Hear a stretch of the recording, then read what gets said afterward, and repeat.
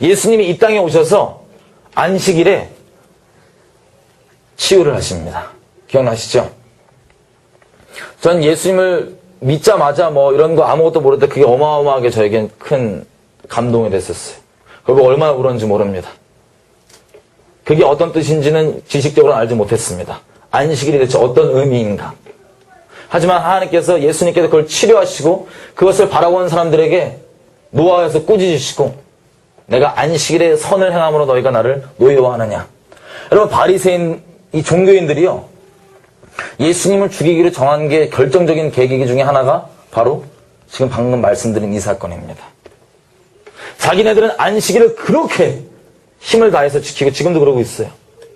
건들지도 않고 뭐 거의 뭐 묘기 수준으로 지키고 있는데 하나님의 사람이라는 웬 예수님이 오시더니 안식에 자기들은 그렇게 열심히 이렇게 행하고 있는데 쓱 오시더니 손이 이렇게 삐뚤어진 말라붙어지는 이렇게 고치시는 거예요. 그래서 예수님을 그 결과로 죽이기로 했습니다. 자, 지금 무엇 때문에 무엇을 죽이려고 그런 거죠? 근본적으로 보면 예수님의 말씀이십니다. 그죠? 말씀이세요. 말씀 그 자체세요. 자기네들이 이 안식일을 지키려는 이유가 뭡니까? 무엇 때문에 지키려고 그래요? 하나님의 말씀 때문입니다. 1차적으로 봤을 때. 그죠? 하나님 율법 때문에 그걸 지키려고 그러는데 하나님의 율법을 지키겠다고 하나님의 신체, 그 진짜 말씀 본질을 죽여버렸다고 합니다. 이런 결과가 나옵니다. 끔찍하죠? 다시 더 풀어서 얘기하자면 하나님이 모든 율법의 재판장이십니다. 아멘이시죠? 하나님 밖에 재판장이시지 않습니다. 다른 사람은 없습니다. 근데 이미 이분들은 얼마나 하나님 살아있는 관계보다 높이 있냐면 재판장 자리에 앉아 있습니다.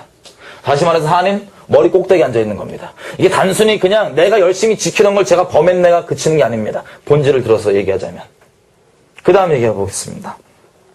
그런 결과가 나오고요. 엄청나게 교만한 겁니다. 한마디로. 높은 것. 우리가 지금 높은 것, 낮은 걸 계속 볼 겁니다. 어마어마하게 높은 데 있습니다. 지금 하나님보다 더 높은 데 있습니다. 그 다음에는요. 하나님께서 일하시는 것을 알아보질 못합니다. 하나님을 섬긴다고 하는 그 열심으로 섬긴다고 하는 자들이 하나님이 실제로 눈앞에 어떤 일을 행하셨다 못 알아봅니다. 말씀의 본체 되신 그분께서 영혼들을 고치시고 병을 고치시고 막 귀신을 쫓으시고 그랬더니 뭐라 그러니까 이 사람들이 바알세불의 이름을 힘입어서 한마디로 사탄의 종이라 그럽니다. 눈앞에서 보고 귀신이 했다 그럽니다. 여러분 이게 옛날에만 있었던 일일까요? 아니면 지금도 이게 가능한 일일까요? 흔히요 우리가 좀 오해하고 있는 부분들이 어떤 뭐 전통적인 교회에서 성령의 역사를 뭐 치부하고 부인한다고 해서 그 사람들만 종교의 영이 있고 종교의 영에 붙잡혀 있고 내가 성령의 역사를 인정한다고 해서 종교의 영에 안 붙들려 있는 거 절대 아닙니다. 종교의 영은 우리가 정말 안주하고 하나님 살아있는 관계 가운데 벗어났을 때 바로를 차지할 수 있습니다. 우리가 은사가 넘쳐나고 성령의 어마어마한 체험들이 많을 수도 있습니다. 그게 관건이 아닙니다. 하지만 우리가 지금 보는 것은 이겁니다. 성령의 역사가 있어도 이것을 못 알아봐요. 되려 이것을 못 알아보는 정도가 아니라 귀신의 역사로 치부해버립니다. 놀랍죠? 어마어마한 교만입니다. 하나님을 섬긴다고 하는데 하나님을 정작 못 알아봅니다. 그 다음에요. 이것뿐만 아닙니다. 이 성례 역사를 볼 때는 자기의 기준이 있어요, 다. 자기의 기준으로 다 판별을 해서 이건 아니고 이건 귀신의 역사입니다. 자기의 기준. 성령이라고 하면 살아있는 하나님의 말씀입니다. 우리를 치유하는 것, 살리는 것, 구하시는 것, 하나님의 살아있는 말씀이 그렇게 합니다. 지식이 아니라요. 성령의 역사는 하나님의 말씀이 역사하는 겁니다. 근데 그거보다 더 높은 자기들의 기준이 있는 거예요. 그 기준이 잣대가 돼서 이러서 저러서 아니니까 이건 아니다. 저건 되려 귀신이다. 자기가 재판장 꼭대기 위에 앉을 뿐만 아니라 아주 집행까지 다 하고 있습니다. 자기 기준으로요. 이런 일이 가능하고요. 또 권위에 대해서 약간 오해가 있습니다. 권위에 대해서. 권위는 참 권위는 하나님께서 보여주신 참 권위는 가장 낮은 곳에서 섬기는 겁니다. 죽기까지 생명을 내어주도록 사랑하는 것, 이게 참 권위입니다. 우리 만왕의 왕 되신 주님이 보여주신. 근데요, 이 권위가 세상과 전혀 다를 바가 없습니다. 이분들이 생각하는 권위는. 누가 더 높냐입니다. 누가 더 높냐.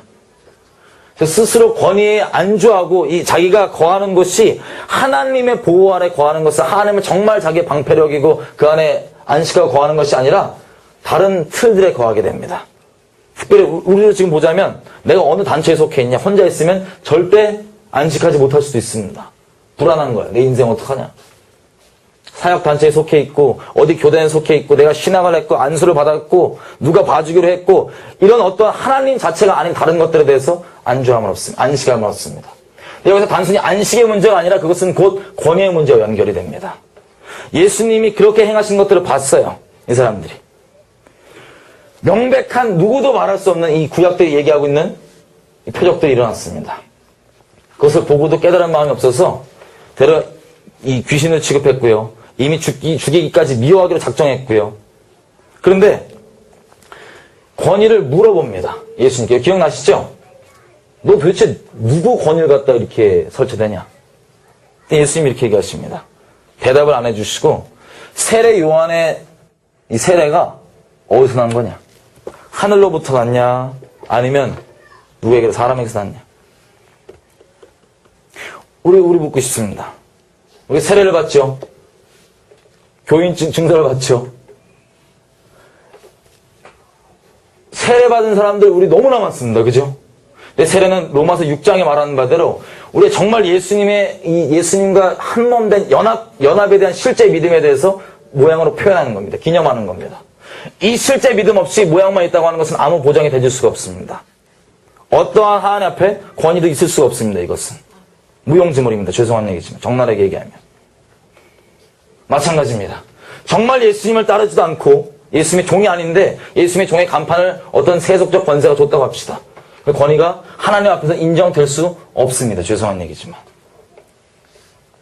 권위를 무시하자고자 하는 말이 아닙니다.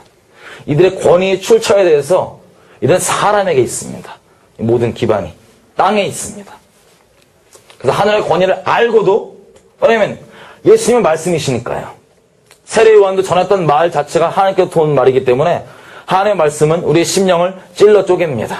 그 앞에 서면 우리의 중심이 다 드러납니다. 생각이. 근데 그 우리의 약한 중심이 드러남에도 불구하고 이것에 대해서 수긍하지 않고 되려 대적하는 지금 상황입니다. 그 권위도 양심이 이미 화인 맞아서 그 권위조차도 분명히 자기는 존재적으로 알지만 부인합니다. 왜냐하면 사람의 권위를 더 높이기 때문입니다. 그런 상태에 있고요. 그리고 당연히 사람의 권위를 더 중요시 여기기 때문에 사람의 영광을 더 중요시 여깁니다. 오늘 여기 사역자분들이 많이 있는지 교육자분이 있는지 모르겠지만 쉽게 얘기하면 이겁니다. 하나님 눈치보다 사람 눈치를 더 봅니다. 하나님이 뭐 시키셨는데 예를 들면 야 이거 하면 어떻게 제가 다 싫어하는 거 아니야? 미워하는 거 아니야? 나 불리해지는 거 아니야?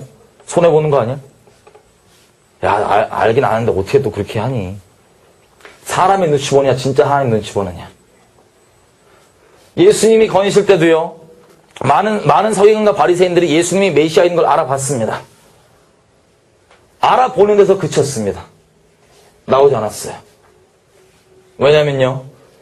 나오면 예수님께 그렇게 메시아를 알아보고 나오면 메시아라 그러면 그 사회에서 왕따 당합니다. 그 사회에서 쫓겨나갑니다. 출애당하로 결정을 내렸습니다. 그 사회에서. 그래서 그 사회가 진짜 이게 하나님이고 우리가 그렇게 기다리던 메시아인데 진짜 하나님의 진리인데 아 맞아. 근데 이거보다 더 중요한 건 나에게 있어서 사람 눈치야 난. 저 괜히 갔다 나 쪽박 차고 나 어디 비빌 데도 없이 나 그냥 끝나면 어떡해. 이거였습니다. 또요. 자기가 행하는 모든 열심 있죠. 종교적 열심들 이것들의 결과가 무엇을 결국 위한 거냐? 포도원 비유에 아주 잘 나와 있습니다. 예수님께서 포도원 비유를 대십니다. 주인이 농부에게 그걸 맡겼습니다. 포도원을. 주인 거예요. 주인 거. 맡겨갖고 이걸 잘했죠. 열심도 내고 잘했겠죠.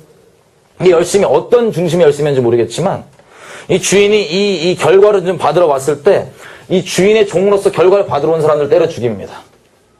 거절합니다. 돌로 찍습니다. 몇 번 그래도 안 되니까 주인이 직접 아들을 보냅니다. 설마 내 아들한테는 안 그러겠지. 직접 보면.